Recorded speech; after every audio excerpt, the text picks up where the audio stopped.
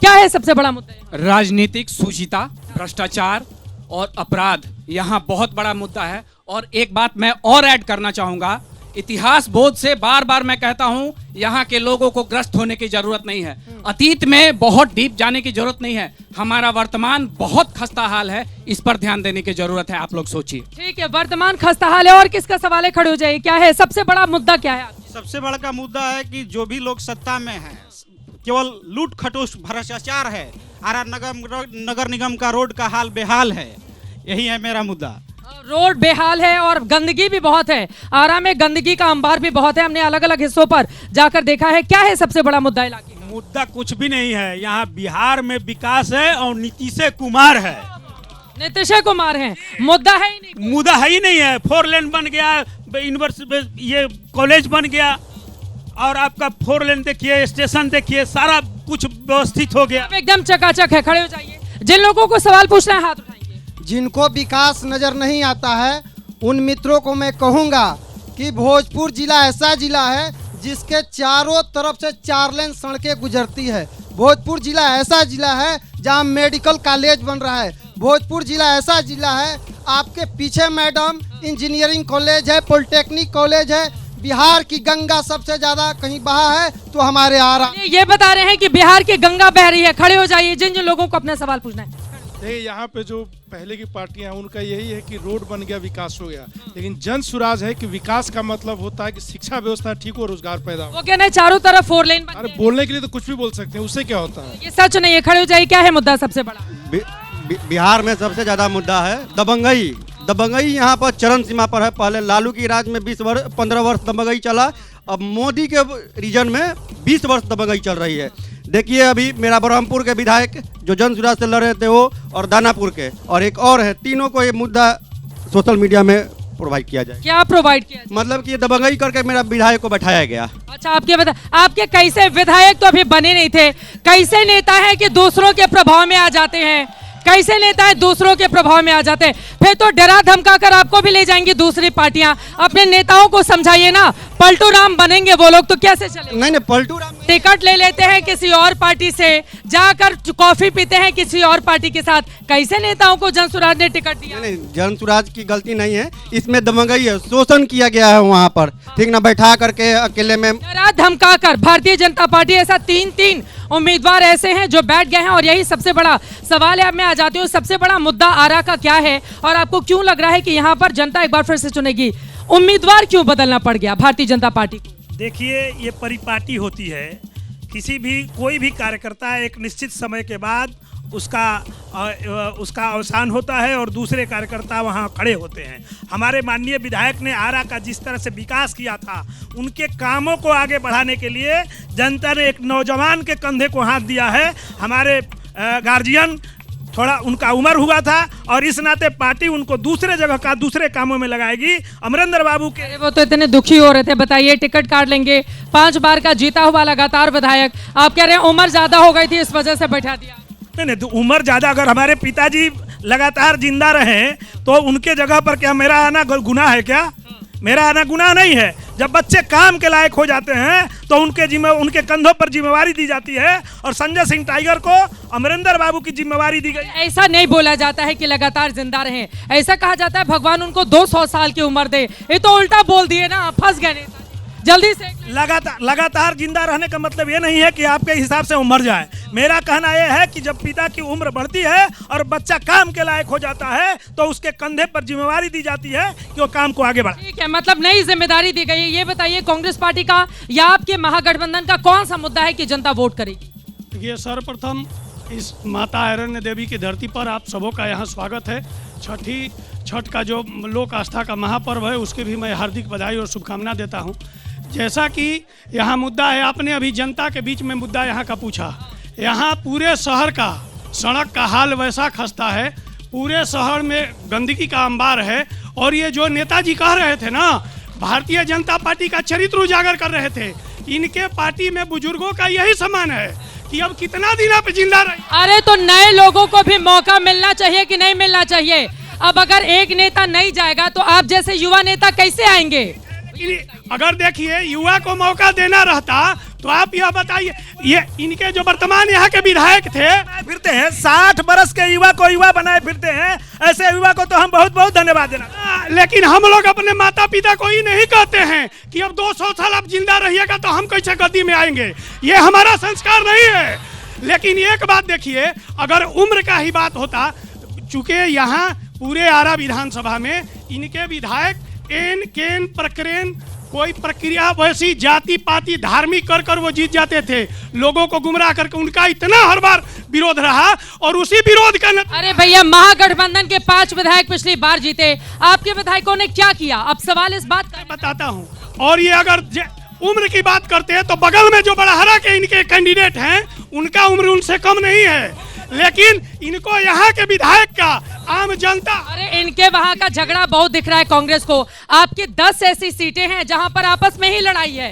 एक तरफ आपके महागठबंधन का चाहे कांग्रेस का लेफ्ट का उम्मीदवार है, दूसरी तरफ आरजेडी का। अपने घर का झगड़ा सुलझा नहीं पा रहे हैं, दूसरों के घर में खिड़की से झांक झांक के देख। हमारे घर का तो झगड़ा कल आप लोगों के सामने देखा आपने कि हम लोगों ने गठबंधन के उम्मीदवार तेजस्वी यादव जी को घोषित कर दिया। क्या अभी भारतीय जनता पार्टी के लोग नीतीश कुमार को बताइए? मैं आ जाती हूँ, ठीक है। अब जेडीयू के लिए बड़ी विचित्र स्थिति है। ये बीजेपी के बड़े नेता बोल नहीं रहे हैं कि चुनाव के बाद नीतीश कुमार बनेंगे मुख्यमंत्री, और इन लोगों ने एक युवा चेहरा सामने रख दिया। देखिए, सबसे पहले बात यह है कि जो मुख्यमंत्री है वो बना रहेगा। बिहार की जनता और हमारे एनडीए के तमाम नेताओं की तरफ से यही घोषित है। नीतीश कुमार, बिहार का मतलब नीतीश कुमार, नीतीश कुमार का मतलब बिहार। बिहार आगे बढ़ेगा, बढ़ा है और आगे बढ़ेगा। नीतीश कुमार और माननीय नेता नरेंद्र मोदी जी के नेतृत्व में लगातार बढ़ता रहेगा, और इसमें बताने की जरूरत नहीं है। हमारे पास ऐसा नहीं है कि नीतीश कुमार का बेटा का बना। आप इतने तेज तर्रार नेता हैं, बीजेपी के नेता बोल रहे थे तो इधर कोने वाले बड़ी ताली बजा रहे थे। अब ये बोल रही है नीतीश कुमार ही मुख्यमंत्री बनेंगे, बीजेपी वाले सन्नाटे में आ गए। बिल्कुल देखिए, सन्नाटे में आ गए। आपकी बात चुपचाप वो सुनने लगे, पता नहीं मौन साध गए लग रहा था। अच्छी बात सुनने में अच्छा लगता है सबको ना। अच्छी बातें हो रही थी कि बिहार में पुनः नीतीश कुमार जी मुख्यमंत्री बने रहेंगे, और इसके लिए बिहार की जनता मुस्तैद है, महिलाएं मुस्तैद हैं। वो जानती हैं कि वो समय भूली नहीं है कि जब एक आईएएस की पत्नी का चीरहरण हो रहा था और पूरे बिहार में आईपीएस का हिम्मत नहीं था कि उनका केस दर्ज करे। वो दर्द महिला नहीं भूली है। बार बार जंगल राज का याद दिलाया जा रहा है। मैं आरजेडी के पास आते हुए, देखिए यहाँ पर तेजस्वी यादव को उम्मीदवार घोषित कर दिया गया।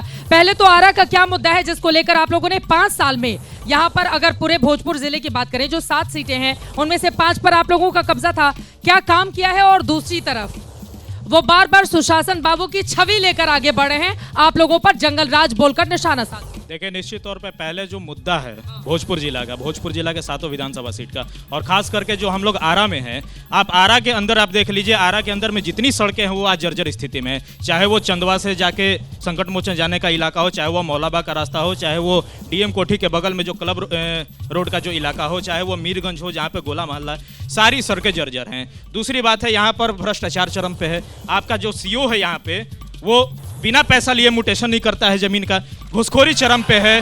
दूसरी बात ये है कि ये लोग जो, अब देखिए इतनी ताली बज गई तो ये पूछना होगा कौन है जो भ्रष्टाचार कर रहा है, किसका नाम लिया, दोबारा से बताइए। निश्चित तौर पे यहाँ के सीओ जिनका तबादला अभी हाल में किया गया, सत्ता के संरक्षण में उन्होंने गरीब जनता को लूटने का काम किया। गरीब जनता को उन्होंने, क्या नाम था?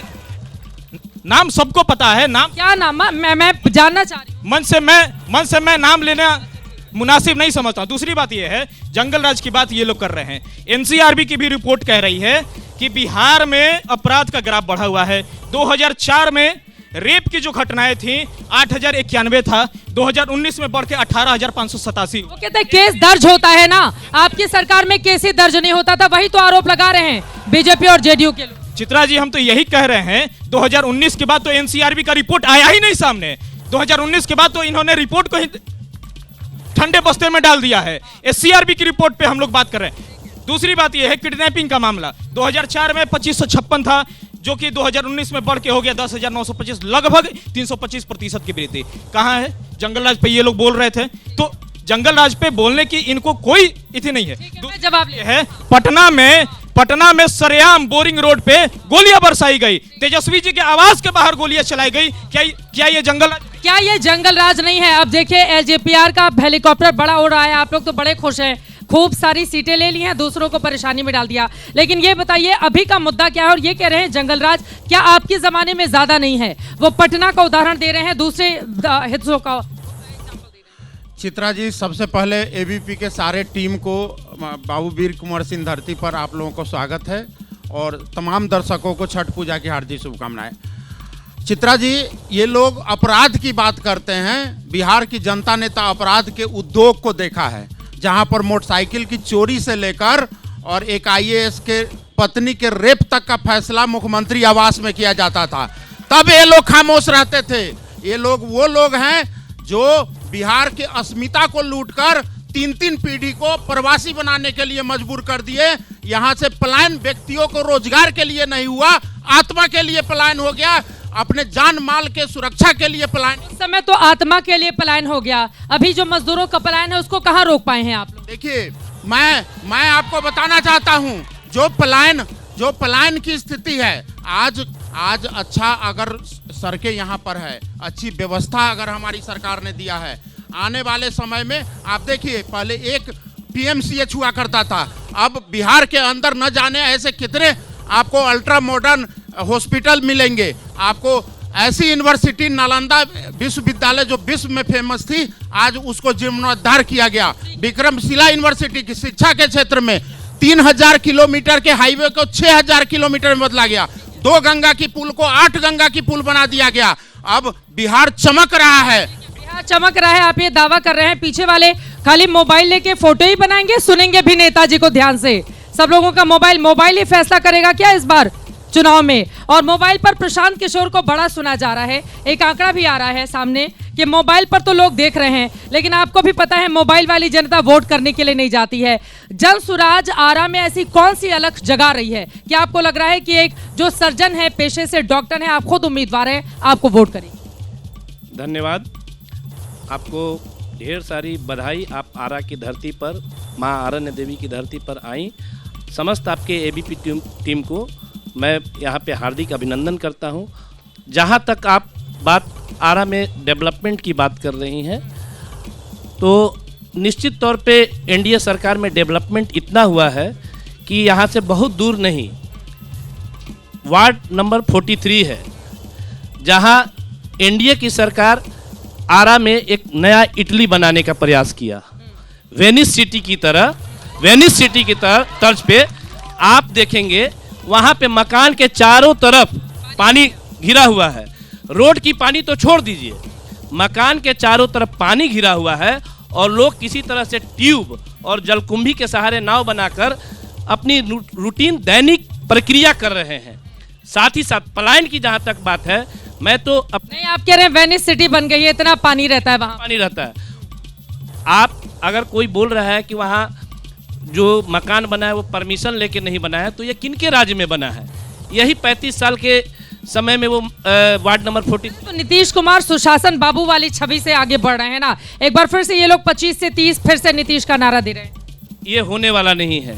इस बार जनता मन बना चुकी है। और आपने जहां तक बोला कि कितना पेनिट्रेशन है, तो आप ऑन रोड जाके रिकॉर्ड करें, उस तबके तक जहां बीजेपी नहीं पहुंच पाया है, जहां एनडीए नहीं पहुंच पाया है, वहां भी जन सुराज पहुंचा है। और आपको दिखेगा आने वाले 14 तारीख के रिजल्ट में कि किस तरह से बिहार की जनता, आरा की जनता बदलाव का बयार बना चुकी है।